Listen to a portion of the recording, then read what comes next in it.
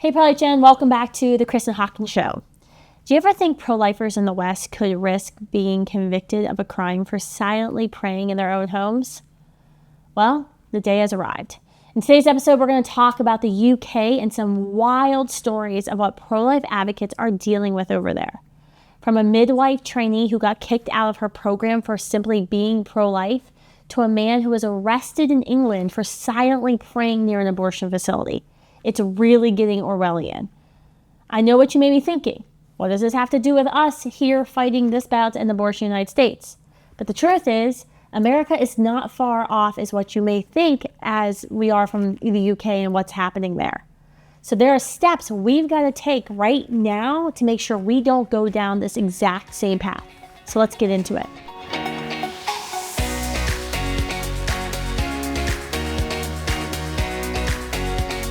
At Students for Life, one of the issues we constantly track and engage on is free speech. Because if we who have been born do not have the right to speak freely, there is literally no one to stand up for those at risk for abortion, the most vulnerable who are at risk for abortion violence. And that will never be okay with me. And we deal with a lot of free speech violations on campus when pro-life student groups have their events shut down in clear acts of viewpoint discrimination. Sometimes the events are actually shut down before they are even started because the administration is afraid that pro-abortion forces on campus will act violently.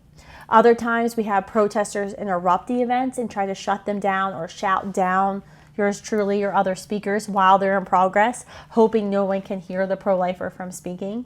I personally had to fight countless battles to be allowed just on campus. In fact, this spring 2025, has been one of the worst spring semesters and even semesters that I can remember trying to get on campuses hosted by already approved pro-life student organizations. We have students who have invited me to speak. The school administration has signed the paperwork to allow me to come onto campus to, speak, freedom of speech, and then the day or 2 days before, the Students for Life groups get slapped with you must provide event insurance, and you probably don't know how to get that. Thankfully, we do. Or we have to get our lawyers involved reading the school's own guidelines back to them, telling them, no, Kristan's allowed to speak. Because public universities, those are universities that receive taxpayer funds, are not allowed to prohibit constitutionally protected speech. In fact, I'm recording this right now from Houston, where I just was on campus for 4 hours at the University of Houston. This school had a satanic statue dedicated to abortion on campus for months last year, refused to take it down because they said it was artistic expression and freedom of speech, and then tried to stop me from coming on campus today. Completely crazy. They try this all the time. We have spent literally tens of thousands of dollars over the past few years getting lawyers involved to defend the rights of pro-life students. But it's always worth it. Free speech ain't free, baby. On top of getting blocked from speaking engagements, our Students for Life groups often have free speech, their free speech events destroyed, vandalized, sometimes by a pro-abortion student. Sometimes it's even professors leading the charge. There was a big lawsuit we won at Fresno State a couple years ago where it was a professor bringing his group out to destroy the pro-life sidewalk chalk art. This includes our pink cross displays, our Planned Parenthood Cemetery of the Innocent displays honoring the children that Planned Parenthood kills every day, chalk messages about our Standing With You help website or fetal development. We're constantly having to keep tabs on what is going on, not only on campuses here in America, but also overseas, because I always need to know what is coming, what are the trends, what are we going to see the left introduce next. They're not that creative in the United States. They just get their ideas from other terrible leftists across the world.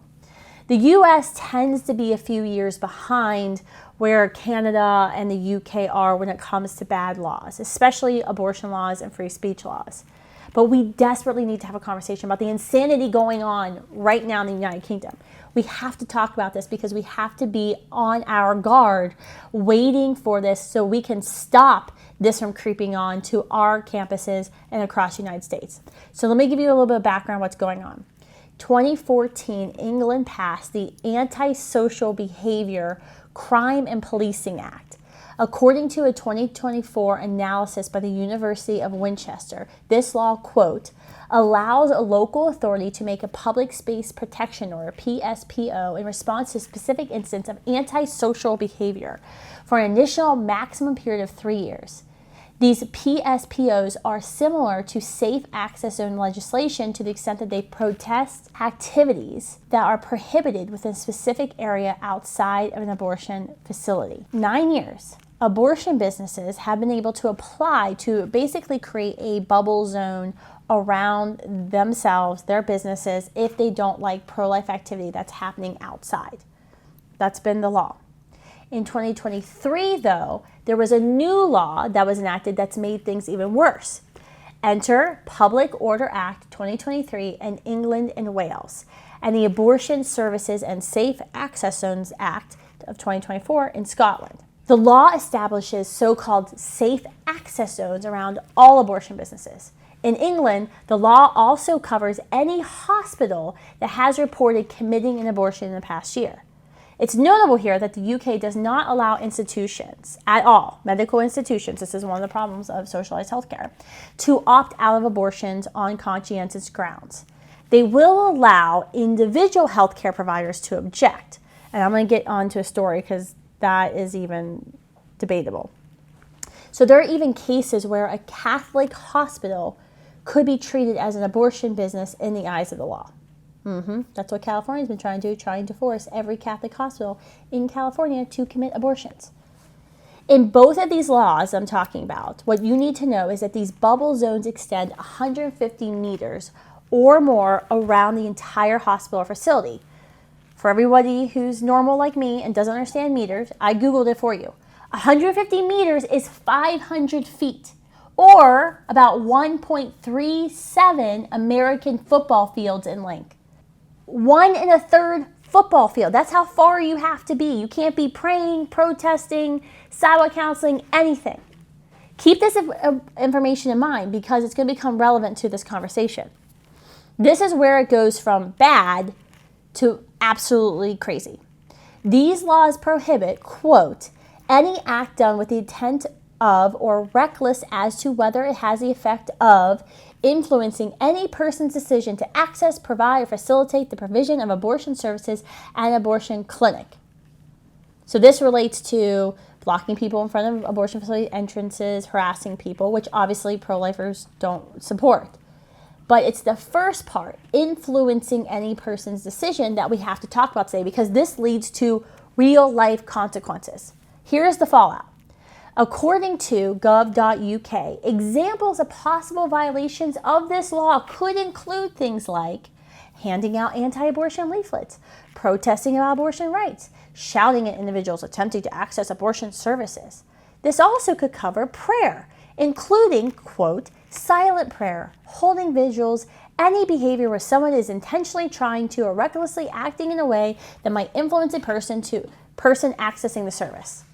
Anyone found guilty of breaking the new law here faces an unlimited fine. I don't even know what that means. We got to pause here and talk about prayer.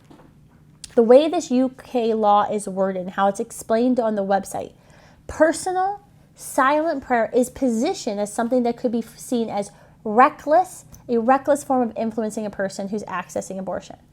Not just when the person is praying in front of the abortion facility or they're visibly praying, so they want people to see them, young girls to see them, but so they reconsider the decision. No, it goes even further than that. In the UK, personal prayer could even violate the law when it's happening in the privacy of one's own home. Think about that. I had to call it the fact that the UK might be, by the way, inadvertently acknowledging the power of prayer here. Because we all know prayer is powerful. I would say the secularists in the UK government probably would try to deny that. But if they're that afraid of people silently praying in their heads or in their own homes, thank you for acknowledging what we all know to be the truth. The battle over life and death isn't a physical one. We all know this in the pro-life movement. That's why we pray. It's a spiritual battle as well.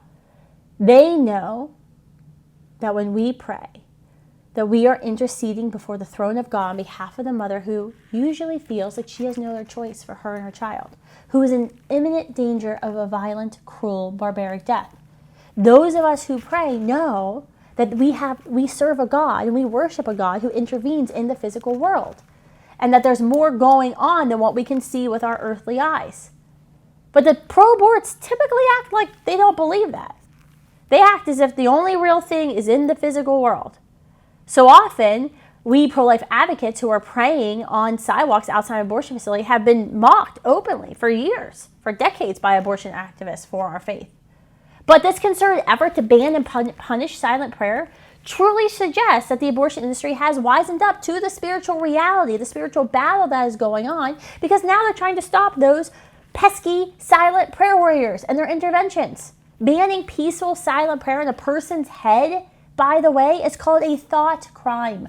And until recently, that only existed in the West inside of dystopian novels like what my son just read, 1984, Brave New World, and I guess, ironically, The Handmaid's Tale. They always like to shout that. A man named Adam Smith Connor just made history as a prominent real-life person whose real-life story reads like one of these novels, which were meant to warn us about how not to govern our countries. Apparently, all the UK's government, though, has skipped high school English class. They're not all homeschooled like my kids.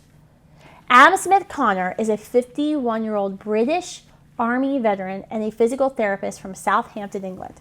He is a husband and father of two, and he's also the father of a child who was aborted decades ago. According to my friends at ADF UK, quote, before Adam's conversion to Christianity, he had paid for the abortion of his first son, Jacob, whom he conceived with his ex-girlfriend, a decision he deeply regrets. He's found forgiveness but knows firsthand the trauma of abortion and the loss of life it causes. That's why he prays silently in public about his own son, other unborn babies, and their mothers and fathers. Bournemouth police, though, fined Adam for praying silently about his deceased son in front of an abortion facility within that buffer zone on November 24, 2022. He prayed with his back to the facility to avoid any impression that he was approaching or even engaging women who were entering or leaving the abortion facility. Yet, the police still stopped to question him. Following, quote, they said, following interrogation by officers on the nature of his prayers when he stopped to pray for a few minutes in an abortion facility in 2022, Adam Smith Connor has since been charged and found guilty in a shock ruling from the Bournemouth Magistrates Court. Let me say this again. Yes, Aaron was convicted in an actual court of law for what he was thinking, or in this case, what he was silently praying. And Adam wasn't the only one. This isn't just like an isolated case. A couple weeks ago in Scotland, we learned of a 74-year-old woman named Rose who was standing quietly near a hospital that was committing abortions, holding a sign that said, quote, coercion is a crime, here to talk only if you want. Now, this is important because we know, I can think of two studies off the top of my head, over 60% of women who seek abortion say having abortion was contrary to their personal beliefs, meaning they were pressured into having an abortion. In front of the hospital, Rose didn't shout, she didn't block the entrance or threaten anyone. She simply offered help and a conversation to women who would soon be becoming post-abortive. And we all know someone who's post-abortive who says if anyone had told them that they could reconsider the decision or offer to help, they wouldn't have gone through with it. Those who defend life will always have their free speech targeted by those who support abortion and censorship. But now to the government. What happened to Rose isn't just about buffer zones or healthcare access. It's about criminalizing compassion and punishing dissent. We must defend free speech, especially when it challenges abortion extremism. Thankfully, here's the good news, the current leadership of the United States recognizes how dangerous and insane this type of legal action is, and they're calling it out publicly. Just in February at a Munich security conference, Vice President J.D. Vance, love him, mentioned Adam's case as an example of concerning Americans about the restrictions of freedom of speech and religious liberty all throughout Europe. Vance said, quote, A little over 2 years ago, the British government charged Anna Smith Connor, a 51 physical therapist and Army veteran, with the heinous crime of standing 50 meters from an abortion clinic and silently praying for 3 minutes, not obstructing anyone, not interacting with anyone, just silently praying on his own. The vice president then went on to characterize what happened as, quote, a backslide away from conscious rights in Europe. Absolutely. Absolutely it is. And let me just say it gets kind of worse or crazy, however, whatever adjective you want to use.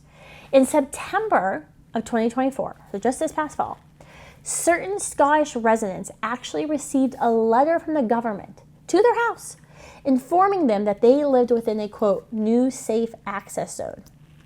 Remember that bubble zone thing we talked about? Yeah. In Scotland, they extended it to be 200 meters around all abortion facilities. And many people their homes are within these zones. So now the government of Scotland is arguing that these citizens are subject to the laws of the bubble zone, even when they are in the privacy of their own homes. I mean, I have to say this slowly because it sounds so stupid. I swear, you would think this was like a plot, the sequel of Brave New World, if you didn't know any better what was going on. Like most people, I think, even on a college campus, would probably think I was lying to them when I told them this.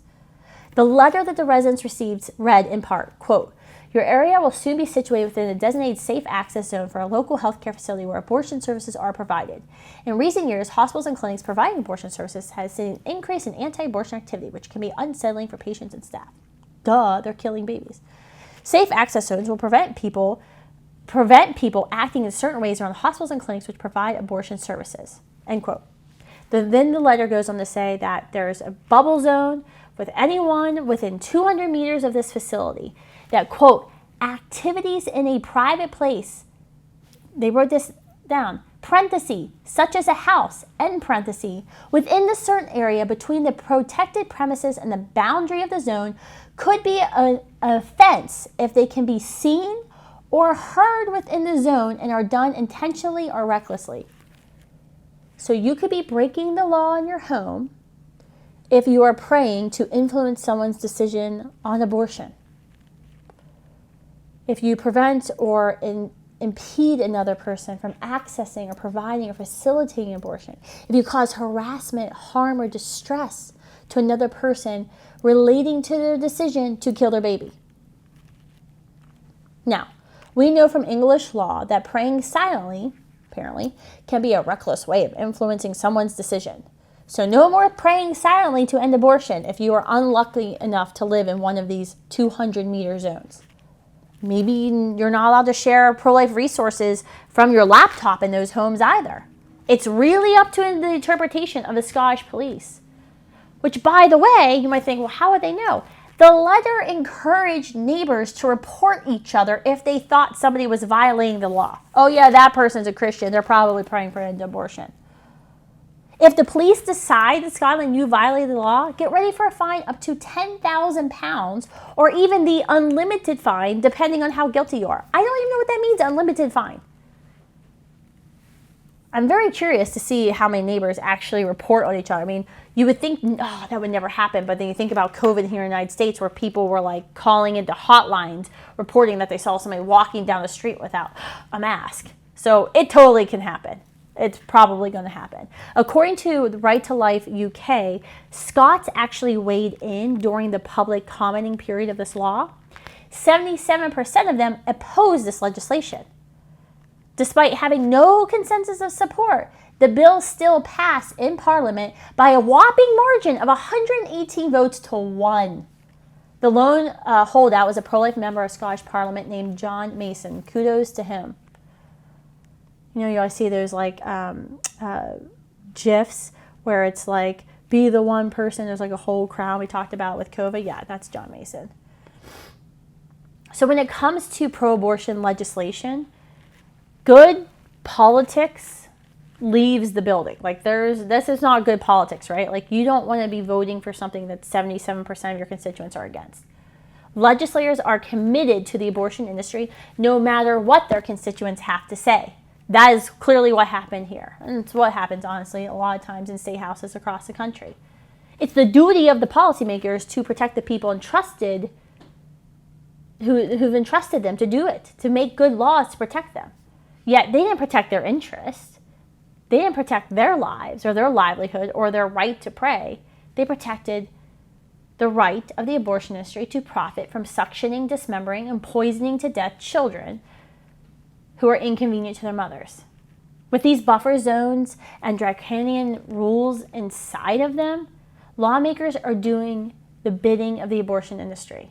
They are doing anything they can, including banning silent prayer, that could hinder the abortion industry from profiting off of a desperate mom. Finally, on today's list of horrors from across the pond is the story of Sarah Spencer, an American midwifery student who is training in Scotland. Now, Adam Smith Connor's case was about thought crimes. Sarah's is about speech crimes on social media. I mean, silly girl, you went to Scotland, UK, and you thought you were going to have free speech. Yeah, you don't have it.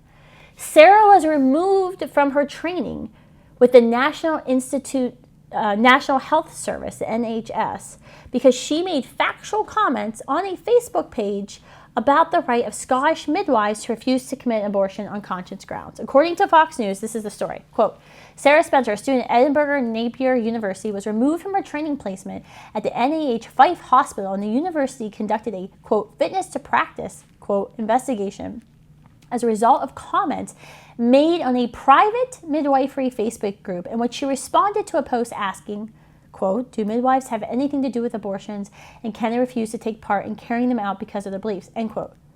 Spencer simply responded to the question, explaining that midwives have, quote, a right to refuse to take part, and the law protects individuals' statutory right of conscience objection, end quote. And that she went on to say she would personally object to participate in, quote, killing an unborn child. The 30-year-old mother of 3 told Fox News Digital that among midwives, it's commonly known that midwives can refuse to partake in abortion under Scottish law. But like Adam Smith Connor, Sarah is now actively being defended by our friends at ADF UK, which reported, as a result of complaints about comments, Sarah was summoned to a meeting with her line manager at NHS Fife, the Scottish head authority, who subsequently turned the matter over to the Edinburgh Napier University, who initiated a fitness to practice investigation for A, bringing the profession of the university into dispute. No, you did that to themselves. I mean, it's like when pro-aborts say, you're not being nice to me, you're making me look like an idiot. No, sir, you do that to yourself.